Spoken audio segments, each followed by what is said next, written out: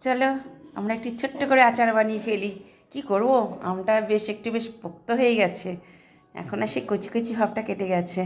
ওই গুড় দিয়ে মাখিয়ে রাখলাম, দেখা যাক এরপরে এরা কোন পর্যায়ে ফিরে আসে। তোমরা আধ ঘন্টা এভাবে ঘুমাও, আমি অন্য কাজ সেরে আসি। চলো। এ দেখো, তিনি বেশ রসে রসে টইটুম্বুর হয়ে গেছেন, দেখেছো? বেশ, আর একটুখানি ফোটো, তারপরে তোমার ব্যবস্থা করছি আমি। দাঁড়াও, কি সুন্দর রসে মজে, বা বেশ, খুব সুন্দর হয়েছে, দারুণ দেখতে লাগছে। চলো, সবার শেষ মুহূর্তে এখন কিছু মশলা অ্যাড করে দিলাম।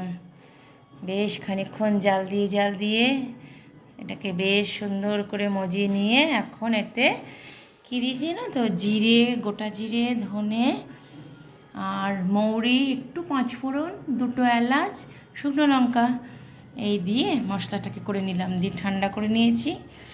দিয়ে বা কি সুন্দর স্বাদিষ্ট হয়েছে, দারুণ।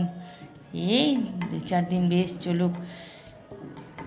বাহ, খুব সুন্দর দেখতে হয়েছে আর খেতেও সুন্দর হয়েছে।